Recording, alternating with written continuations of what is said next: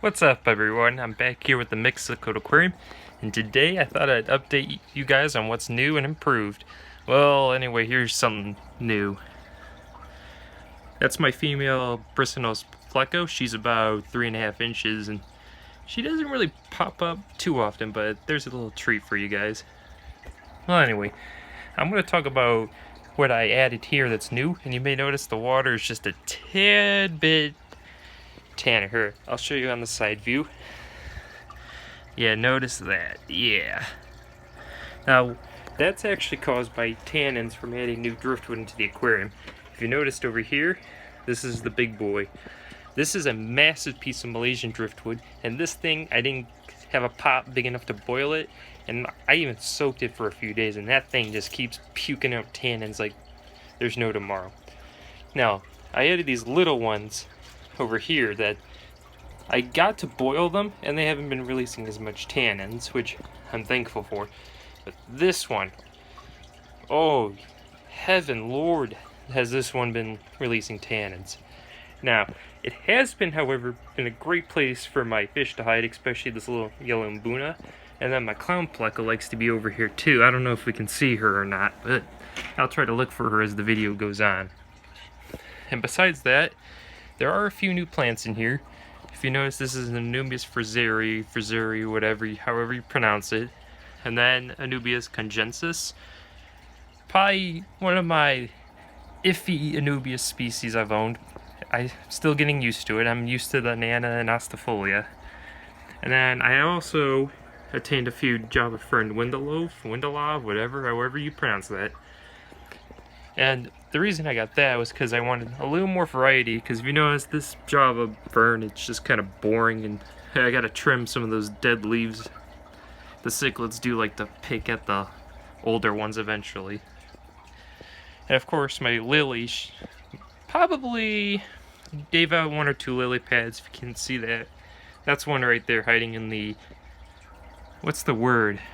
This is the one plant I can't remember, but let's see. Oh, a pangitan.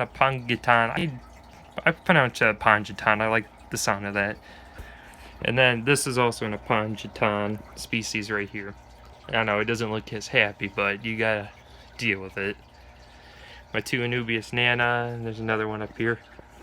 Well, anyway, you may be looking and watching the video and be wondering, what kind of setup you got here? Your fish are off the chart, and how many species and variety you got. Well, this setup is a few months old, so it's still relatively new, but not new as in I just threw everything together. Now this tank, I would say, is pretty well stocked. I will never be adding any more fish unless, of course, some pass away. And due to school, I'll probably have to remove some in order to kind of lower down that bio load, so when I'm away it doesn't crash my tank. Then I can't do as many water changes.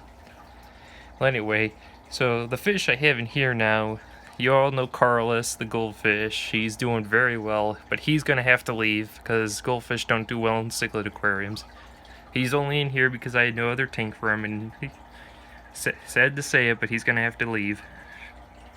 Well, actually right here is one of my peacocks. He's doing pretty well. He's a subordinate male. If you notice, he's pretty dull, but the face and the forehead are really colorful. The mbuna, of course, is an electric yellow, always beautiful.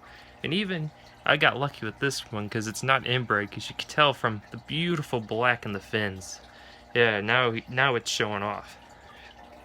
Of course, my blue acara. You probably can't see her very well because of the tannins in the water. Usually she's bright blue, beautiful as always. There's always the severum hiding in the back, being like that. I almost can't see him back there. My strawberry or dragon blood peacock, which, alrighty then. He's kind of iffy too on the coloring. I don't know if it's just that he's got bad genetics or he just needs some growing up to do. And oh, there's Firemouth. Still gotta find a name for him. He's been probably my favorite fish. He's 5 inches now, and the transformation he's been through has been amazing. And that's the tank boss, the convict. And before you think convicts are aggressive, man, why is that in there? Well, actually, they're only really aggressive when they're mating. Otherwise, they're actually pretty... I'm never going to say docile, but they're pretty chill, I should say. They don't attack as much as you think they would. They pretty much just make sure everyone knows they're the dominant fish. And of course, who could forget cories? Everyone likes the cories. There's my last albino. The other two had died. And now he's not alone. There are 3 other cories in here, all the same species, which are bronze. I'm probably gonna have to get more because of the recent deaths I had in here due to old age. These fish are probably 5 to 7 years old in my hands, so who knows how long they've been alive outside. And actually, before I forget, he decided to pop out. That is my juvenile red empress, still awaiting the gender. Hopefully male, but he's doing really well. He's got a little bit of a torn fin there from a duel. Nothing serious though. And there's Ruby. That's my almost 7-year-old rainbow shark. And actually, I've had him since 2012, but he's been alive for at least a year before then. He used to be in a 25-gallon I used to own, which I sold to a friend. I have no space for that tank anymore. And maybe if we're lucky, I'll be able to spot, because I did remember the clown, but it doesn't look like she's going to be visible.